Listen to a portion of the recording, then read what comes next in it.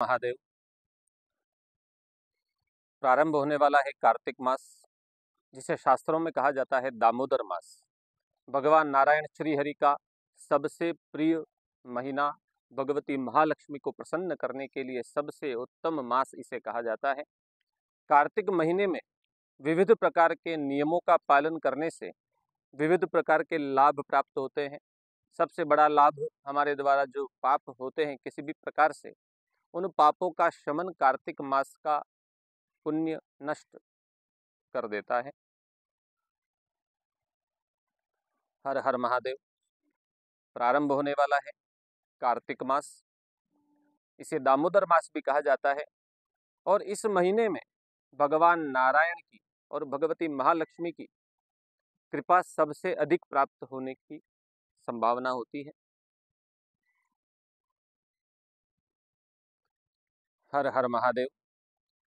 प्रारंभ होने जा रहा है कार्तिक मास, इसे शास्त्रों में कहा गया है दामोदर मास, अर्थात भगवान नारायण भगवती लक्ष्मी का सबसे प्रिय महीना।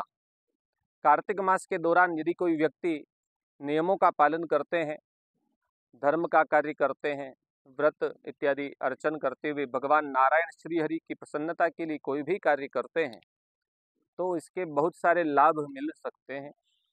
सबसे पहला लाभ है पुण्य की प्राप्ति। हमारे द्वारा जान में अनजान में किसी भी प्रकार से जो विविध पाप हो जाते हैं, जो पाप हमारे द्वारा शमन नहीं किए जा सकते हैं, जिनका कोई प्रायश्चित हमारे द्वारा नहीं किया जा सकता है, ऐसे पापों का भी शमन केवल कार्तिक मास के नियमों का पालन करने से हो जाता है। कार्तिक के विविध प्रकार से आराधन के जो नियम बतलाए गए हैं, उनका पालन करने से पुण्य वृद्धि होती है और नरक से मुक्ति मिलती है। वैकुंठ में श्री हरि का सायुज्य प्राप्त होता है। इसमें क्या क्या करना चाहिए, शास्त्रों में इसके लिए बहुत सारे विधान बतलाए गए हैं कि कार्तिक मास में क्या करना चाहिए और क्या नहीं करना चाहिए। कार्तिक मास में 5 मुख्य कार्य शास्त्रों में बतलाए गए हैं। सबसे पहला है स्नान, दूसरा है व्रत, तीसरा है अर्चन, चौथा है दीपदान और 5वां कार्य है दान। कार्तिक महीने में ये 5 कार्य जो भी व्यक्ति करते हैं, यथाशक्ति अपनी सामर्थ्य के अनुसार थोड़ा भी करते हैं, तो उनके पुण्य में निश्चित रूप से वृद्धि होती है, पापों का शमन होता है और सब प्रकार से भगवान नारायण की, श्री हरि की और भगवती लक्ष्मी की कृपा होकर के ऐश्वर्य की भी प्राप्ति होती है। अनंत गुना इस कार्तिक मास का फल शास्त्रों में कहा गया है।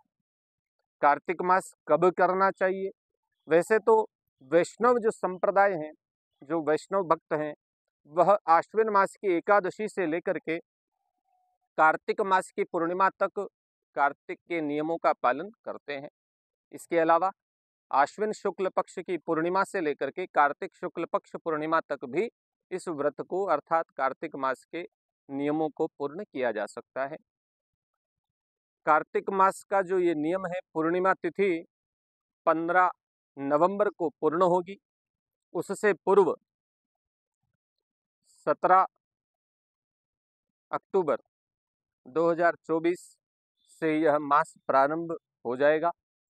इसी दिन से कार्तिक का नियम ग्रहण करना चाहिए। वैसे तो आश्विन शुक्ल पक्ष पूर्णिमा यह कहलाती है, किंतु जो नियम है वह पूर्णिमा से पूर्णिमा तक किए जाते हैं। उनका पालन पूर्णिमा से पूर्णिमा के पर्यंत किया जाता है। जो भी कार्य बतलाए हैं, इन तिथियों में अवश्य करने चाहिए, पूरे महीने तक करना चाहिए। कोई व्यक्ति यदि पूरे महीने तक व्रत, स्नान इत्यादि उपाय नहीं कर सकते हैं, उन्हें कम से कम 5 दिन अर्थात अंत के जो 4 दिन हैं, कार्तिक शुक्ल पक्ष की दशमी से लेकर के कार्तिक शुक्ल पक्ष की पूर्णिमा तक तो अवश्य ही किसी न किसी नियम का पालन अवश्य भगवान श्री हरि के निमित्त करना चाहिए। इसे भीष्म पंचक कहा जाता है अथवा भीष्म पंचक व्रत।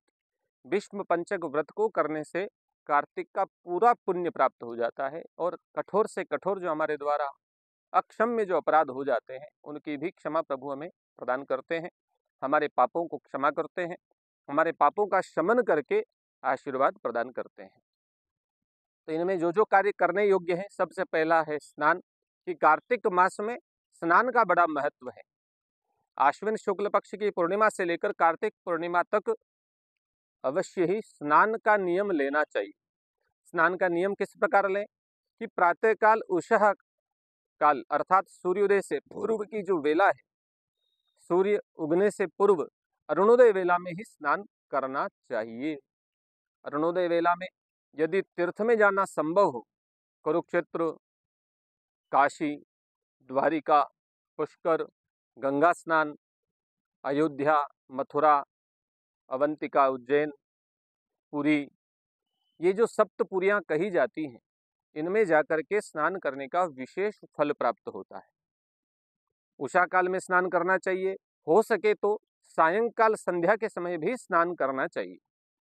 तीर्थ में जाकर के स्नान करने का अनंत गुना फल होता है, किंतु यदि हम प्रत्येक दिन तीर्थ में जाकर के स्नान नहीं कर सकें तो घर पर ही तीर्थ देवताओं का पूजन करके, उनका ध्यान करके, हम जो जल का पात्र स्नान के लिए रखते हैं उसमें पहले गंगा जल इत्यादि छोड़ करके उसके बाद शुद्ध जल भर करके उस जल से स्नान करना चाहिए और सूर्योदय से पूर्व ही स्नान कर लेना चाहिए। स्नान के पश्चात भी कुछ कार्य करने हैं। सबसे पहला, विष्णु भगवान को अर्घ्य देना चाहिए। भगवान नारायण के निमित्त अर्घ्य दिया जाना चाहिए। अर्घ्य का जो मंत्र है वह आपको कमेंट में मिल जाएगा और जो स्नान का मंत्र है वह भी आपको कमेंट में मिल जाएगा, उसको भी आप उच्चारण कर सकते हैं अथवा अपने इष्ट मंत्र का भी उच्चारण कर सकते हैं। स्नान के उपरांत विष्णु भगवान को अर्घ्य दें, भगवान सूर्य को अर्घ्य देवें। उसके पश्चात शुद्ध वस्त्र धारण करके तिलक धारण करना चाहिए। किसी भी प्रकार का तिलक जो हम नित्य लगाते हैं, कुमकुम से हो, केसर से हो, चंदन से हो, भस्म से हो, कोई भी हमारा गुरु द्वारा प्रदत्त चिन्ह हो, उस तिलक को धारण करना चाहिए। शुद्ध वस्त्र धारण करने चाहिए और तुलसी की माला, रुद्राक्ष की माला अथवा आंवले का फल अपने माला के रूप में धारण करने का कार्तिक में विशेष महत्व कहा जाता है कि इसके बिना जो व्यक्ति कार्तिक मास को व्यतीत करता है उसे पाप की प्राप्ति होती है, पुण्य नष्ट हो जाते हैं। इसलिए कार्तिक मास में अवश्य ही गले में तुलसी की माला धारण करें अथवा तुलसी का एक पत्र सदैव अपनी जेब में रखें। चाहे तो आंवले का फल भी रख सकते हैं। आंवले का सेवन भी कार्तिक मास में विशेष फलदायी कहा जाता है। अब दूसरा नियम जो है, व्रत करना चाहिए कार्तिक मास में। किस प्रकार करें, कैसे करें, कब करें? व्रत यानी नियम का पालन। भोजन का जो नियम है उसे व्रत कहा जाता है। सामान्यतया हमारी आमतौर पर लौकिक व्यवहार में एक समय भोजन करना अथवा उपवास करना, रात्रि को भोजन करना, ये 3 प्रकार के व्रत हमारे लौकिक व्यवहार में कहे जाते हैं। व्रत में सात्विक आचार विचार रखना चाहिए, सात्विक भोजन करना चाहिए, प्रतिदिन भगवान के मंत्र का, भगवान के स्वरूप का मनन करते हुए, उनका निरंतर पूजन करते हुए, भगवान के चरणों में भक्ति बढ़े ऐसा उपाय करते हुए अपना संपूर्ण मास व्यतीत करना ही व्रत कहलाता है। एक समय भोजन करें और 2 बार फलाहार करें अथवा सेगार करें, इसे व्रत नहीं कहा जाता है। व्रत यानी शरीर को भी कुछ विश्राम मिले और हमारा शरीर केवल भक्ति मार्ग पर बढ़ने के लिए योग्य हो, उसमें आलस्य इत्यादि दुर्गुण ना रहे, इसी के लिए व्रत किया जाता है। व्रत करने के जो नियम हैं उसके बारे में पूर्व में भी हमारे एक वीडियो में चर्चा की गई थी, उसको आप देख सकते हैं। इसके बाद तीसरा जो क्रम है, अर्चन। कार्तिक मास में अर्चन करने का बड़ा महत्व है। अर्चन अर्थात भगवान की पूजा। श्री हरि का पूजन करें, नारायण का पूजन करें, भगवान लक्ष्मीनाथ का, भगवती लक्ष्मी के सहित पूजन करें अथवा अपने इष्ट देवता का पूजन करें, ठाकुर जी का पूजन करें। यथाशक्ति जो हमारे इष्ट मंत्र हैं उनका जाप करें, गुरु मंत्र का जाप करें। भगवान श्री हरि के जो अन्य स्तोत्र हैं, अन्य जो मंत्र हैं, गोपाल सहस्त्रनाम, विष्णु सहस्त्रनाम, श्री सूक्त, पुरुष सूक्त, नारायण कवच, जितने भी भगवान श्री हरि के स्तोत्र इत्यादि हैं पुराणों में, वेदों में, उनका मनन, पठन, पाठन, अध्ययन कार्तिक मास के दौरान करने से भगवान श्री हरि प्रसन्न होते हैं और साथ ही उनका पूजन करते हुए यज्ञ में आहुति भी यदि प्रदान की जाए तो उसका और भी फल बढ़ जाता है। इसके साथ ही मालती के पुष्प, केतकी के पुष्पों से भगवान श्री हरि नारायण का जो अर्चन कार्तिक मास में करते हैं, उनके पुण्य का बखान तो ब्रह्मा जी भी नहीं कर सकते। कमल के पुष्पों का अर्चन भी विशेष महत्व रखता है कार्तिक मास में। यथाशक्ति कमल पुष्प यदि उपलब्ध हो, हमारी श्रद्धा अनुसार 1, 11, 108, 1000, जितनी हमारी शक्ति हो, सामर्थ्य हो, उपलब्धता हो, उस अनुसार प्रभु को अर्पित करते हुए उनका अर्चन करना चाहिए। और इन सबसे बढ़कर तुलसी अर्चन सबसे श्रेष्ठ कहा गया है कि जो भी व्यक्ति कार्तिक मास में भगवान श्री हरि के निमित्त एक पत्र भी तुलसी का अर्पण करता है तो अनेक पुष्पों के अर्चन का फल उसे प्राप्त होता है। तो कम से कम तुलसी अर्चन तो हर व्यक्ति को श्री हरि के निमित्त कार्तिक मास में करना चाहिए। प्रतिदिन भगवान नारायण को कम से कम एक तुलसी दल अवश्य अर्पित करें।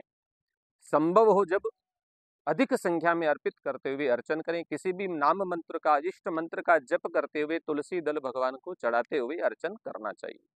इसके अनंत गुना फल हमें प्राप्त होते हैं। चौथा कार्य है दीपदान। कार्तिक मास में दीपदान का सबसे अधिक महत्व बतलाया गया है। दीपदान क्या होता है? दीपक को जलाना, ठाकुर जी के सम्मुख, इष्ट देवता के सम्मुख, भगवान की मूर्ति, भगवान नारायण के सन्मुख दीपक प्रज्वलित करना दीपदान कहलाता है। दीपक को जलाने के लिए घी अथवा तेल को शुभ कहा गया है। और प्रदोष वेला में जब संध्या काल होता है उस समय सूर्यास्त के पश्चात कार्तिक महीने में दीपदान का बड़ा महत्व है। तो जो दीपक हम लगाते हैं प्रदोष वेला में यदि लगाएं और कार्तिक मास के नियम का पालन करने के लगाएं तो उसमें तिल्ली का तेल सर्वश्रेष्ठ कहा गया है। उसमें तुलसी काष्ठवर जरूर ही डालनी चाहिए। तुलसी की लकड़ी, सूखा जो तुलसी का कोई डंठल हो उसका टुकड़ा करके उस दीपक में रखने से उस दीपदान का फल जो है कोटि गुना बढ़कर के प्राप्त होता है। तुलसी काष्ठ डालने से भगवान श्रीहरि बड़े प्रसन्न होते हैं। कहाँ लगाना चाहिए? दीपक सबसे पहले ठाकुर जी के सामने लगाएं, अपने इष्ट देवता के सामने लगाएं, भगवान नारायण के, लक्ष्मीनाथ के सामने लगाएं, तुलसी जी के सन्मुख दीपक जलाएं। घर के दरवाजे पर देहली में दीपक लगाने का भी महत्व है। आस पड़ोस में कोई मंदिर हो वहां पर ठाकुर जी के, इष्ट देवता के, प्रभु के निमित्त दीपक जलाने का बड़ा महत्व है। और अपने घर की छत पर भी दीपक जला करके भगवान श्री हरि को आकाश दीप प्रदान करना चाहिए। दामोदराय विश्वाय विश्वरूपधराय च नमस्कृत्वा प्रदास्यामि व्योमदीपम हरिप्रियम। यह मंत्र बोल करके छत पर अथवा खुले स्थान में भगवान श्री हरि के निमित्त आकाश दीप दिखा करके पूजन करना चाहिए, प्रणाम करना चाहिए। दीपदान प्रत्येक दिन किया जाए, बड़ा ही महत्व है। और इसी में विशेष तुला संक्रांति यानी जब सूर्य तुला राशि में प्रवेश करते हैं, इस वर्ष आश्विन शुक्ल पक्ष पूर्णिमा दिनांक 17 अक्टूबर को तुला संक्रांति है। सूर्य तुला राशि में प्रवेश करेंगे तो तुला संक्रांति की जो व्यक्ति आकाश दीप प्रज्वलित करते हैं, भगवान श्रीहरि के निमित्त दीपदान करते हैं, उनके समस्त पाप नष्ट हो जाते हैं। कार्तिक मास का विशेष फल प्राप्त होता है। इसलिए तुला संक्रांति पर अवश्य ही दीपदान करें। पूरे कार्तिक मास में प्रतिदिन संध्या काल में अवश्य ही दीपक जलाना चाहिए। और इसी में दीपोत्सव नाम का जो एक दीपावली का जो बड़ा ही पर्व भी आता है, उस दिन तो अवश्य ही सब दीपक जलाते ही हैं, भगवान के निमित्त भी जलाते हैं। किंतु कार्तिक मास में प्रतिदिन प्रदोष वेला में दीपक जलाने का बड़ा महात्म्य कहा गया है। इसलिए सभी लोग कार्तिक मास इस कार्य को तो अवश्य ही करना चाहिए। स्वयं करें, बच्चों से करवाएं, परिवार के सभी सदस्यों से दीपक का प्रज्वलित करा करके अंधकार को दूर करने का प्रयास करना चाहिए। इससे हमारे मन के जो कलुष हैं, जो हमारे मन के, हमारे शरीर के दुर्गुण हैं, उनका नाश होकर के ज्ञान की प्राप्ति होती है, पुण्य की प्राप्ति होती है। और पांचवा कार्य कार्तिक मास में करने के लिए कहा गया है शास्त्रों में दान। दान यानी देना। हमारी कोई प्रिय वस्तु हो उसका दान करना सबसे श्रेष्ठ है। जरूरतमंद की मदद करना किसी भी प्रकार से, धन से, वस्त्र से, अन्न से दान कहलाता है। परोपकार का समस्त कार्य दान कहलाता है। किसी भी व्यक्ति को बिना किसी स्वार्थ के कोई वस्तु प्रदान करना दान कहलाता है। दान में स्वर्ण दान, गोदान, रजत दान, वस्त्र दान, अन्न दान इत्यादि श्रेष्ठ कहे जाते हैं। जिसकी जैसी श्रद्धा हो, जैसी व्यवस्था हो, अनुकूल हो, उस अनुसार कार्तिक मास में अवश्य थोड़ा बहुत दान करना चाहिए। ये पांचों कार्य इस कार्तिक मास के विशेष रूप से फलदायी है। इसके अलावा कार्तिक महीने में विशिष्ट पर्व भी प्राप्त होते हैं, विशिष्ट तिथियां प्राप्त होती हैं। इन विशिष्ट तिथियों में, विशिष्ट पर्वों में अलग अलग प्रकार से आराधना करने से विभिन्न कामनाएं सिद्ध होती हैं। सबसे पहला जो त्योहार कार्तिक मास में आता है, करक चतुर्थी अर्थात करवा चौथ। इस दिन चंद्र दर्शन करते हुए, चंद्र को पूजन करने से स्त्रियां हमारे पूरे भारतवर्ष में, संपूर्ण विश्व में करवा चौथ का व्रत करती हैं, चंद्र का दर्शन करती हैं और अपने पति की लंबी आयु की कामना करती हैं। तो जो भी व्यक्ति सौभाग्य की इच्छा रखते हैं, जो भी स्त्रियां सौभाग्य को प्राप्त करने की इच्छा रखती हैं, अपने दाम्पत्य में मधुरता प्राप्त करना चाहती हैं, दाम्पत्य को शुभ करना चाहती हैं, विवाह बाधा का निवारण करना चाहती हैं, उन स्त्रियों को, कन्याओं को करक चतुर्थी के दिन चंद्र के निमित्त अर्घ्य देते हुए व्रत पूर्ण करना चाहिए। 20 अक्टूबर 2024 रविवार को करक चतुर्थी करवा चौथ का त्योहार मनाया जाएगा। इसी दिन चंद्र का पूजन करते हुए चंद्र को अर्घ्य देवें, चंद्र के निमित्त दीपदान करें और कार्तिक मास के जो नियम है उनका भी पालन करते हुए इस व्रत को पूर्ण करना चाहिए।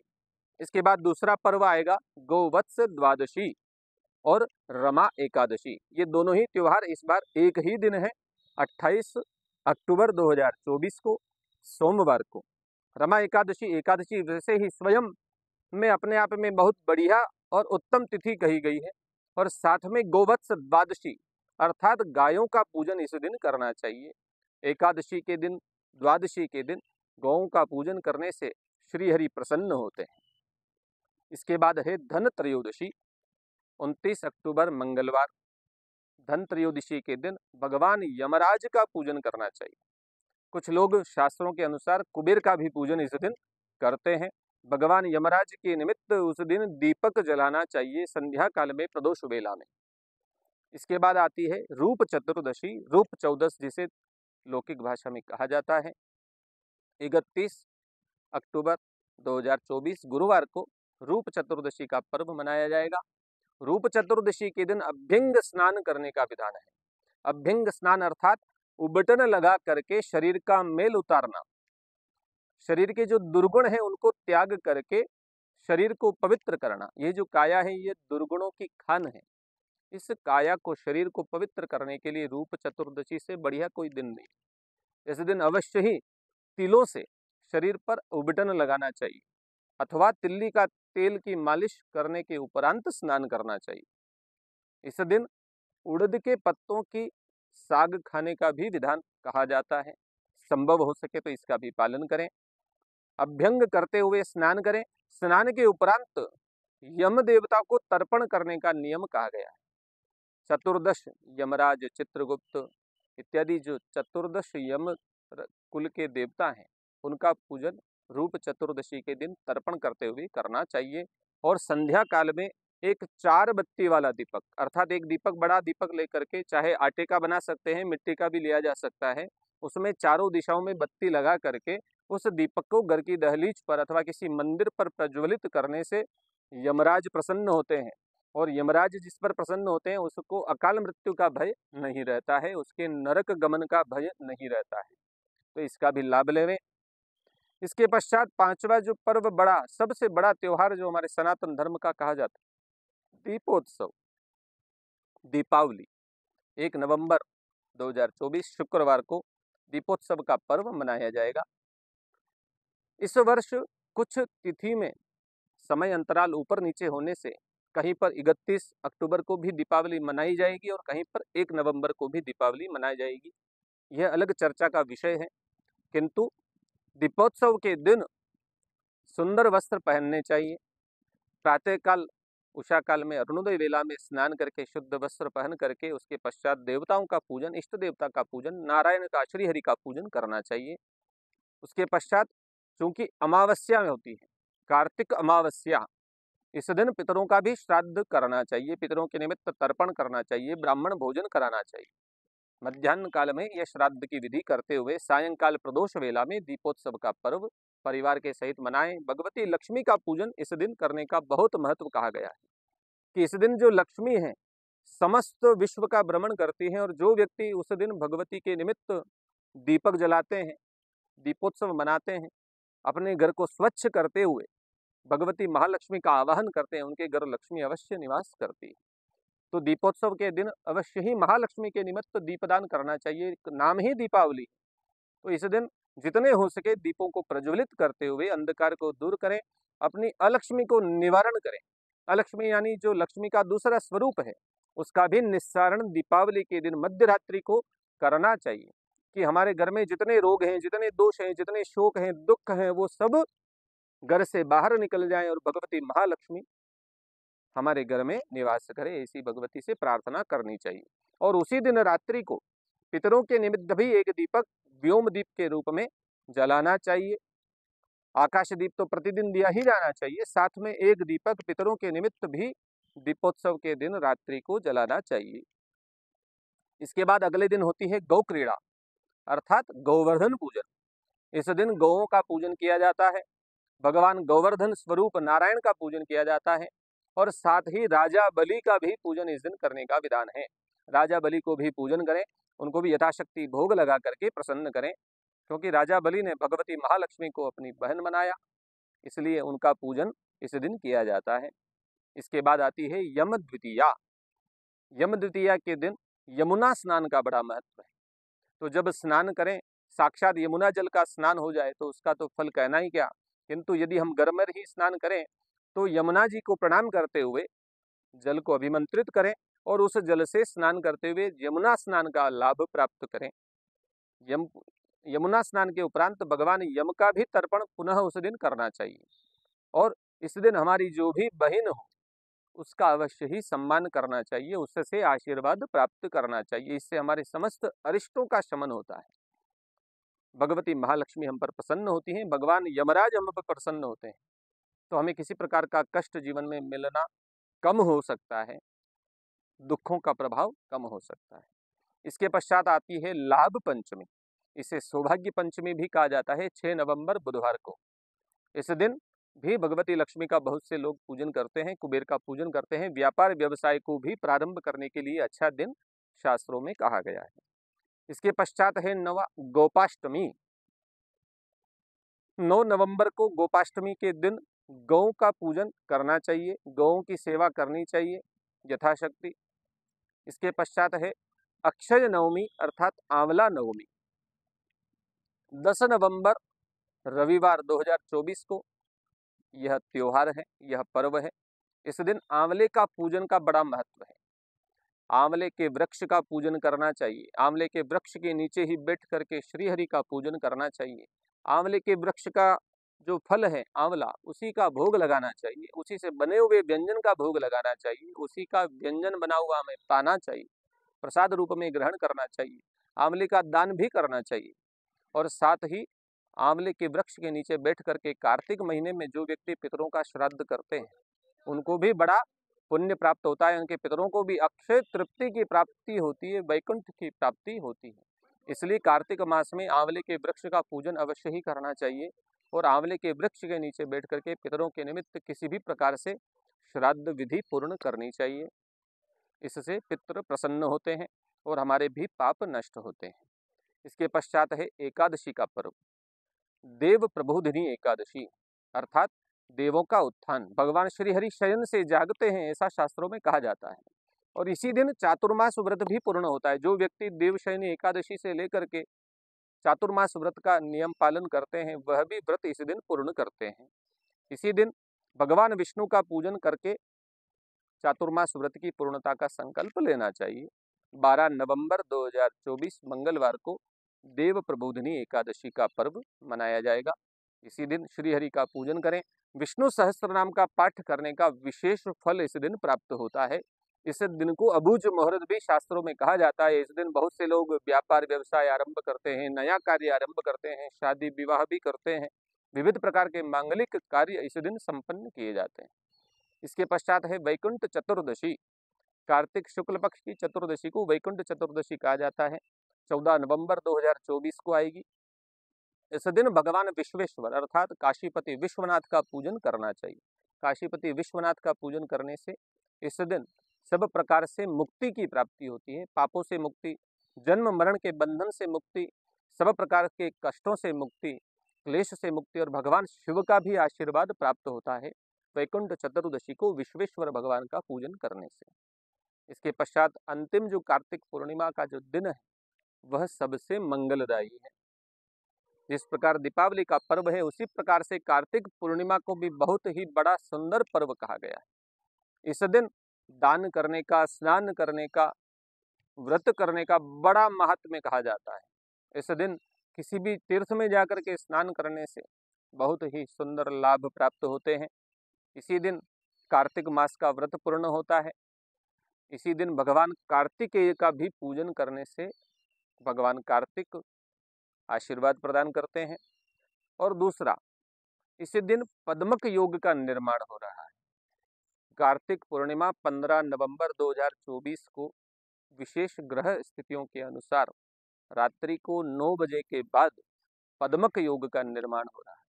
इस पद्मक योग में जो भी व्यक्ति भगवान श्रीहरि का पूजन करते हैं, अर्चन करते हैं, दीपदान करते हैं, स्तोत्र का पाठ करते हैं, जप करते हैं, यज्ञ करते हैं, हवन करते हैं, किसी भी प्रकार से अपने इष्ट को स्मरण करते हैं, उनकी विशेष कामनाएं अवश्य सिद्ध हो जाती हैं।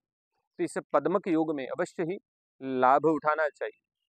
वैसे तो पूरा कार्तिक मास बहुत ही दुर्लभ है इस जन्म में, इसमें भी विशिष्ट पर्व प्राप्त होते हैं। तो संपूर्ण कार्तिक मास में जितना हो सके स्नान, व्रत, अर्चन, दीपदान तथा दान, ये 5 कार्य जितना हो सके अवश्य ही करना चाहिए।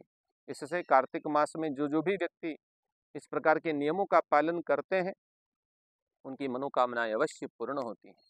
मैं ज्योतिषाचार्य पंडित विकास उपाध्याय ओम तत्सत पारमार्थिक संस्था के माध्यम से आपको निरंतर इस प्रकार की जानकारियां आगे भी देता रहूंगा। इसमें जो भी आपको मंत्र इत्यादि की आवश्यकता है, स्नान मंत्र, विष्णु अर्घ्य मंत्र, आकाश दीप, व्योम दीप दान का मंत्र, विश्वेश्वर पूजन मंत्र आपको कमेंट बॉक्स में प्राप्त होंगे, वहां से आप देख सकते हैं। इसी प्रकार से हमसे जुड़े रहें, चैनल को लाइक करें, सब्सक्राइब करें, शेयर करें, निरंतर धर्म का लाभ उठाएं, पुण्य प्राप्त करें। ओम तत्सत। हर हर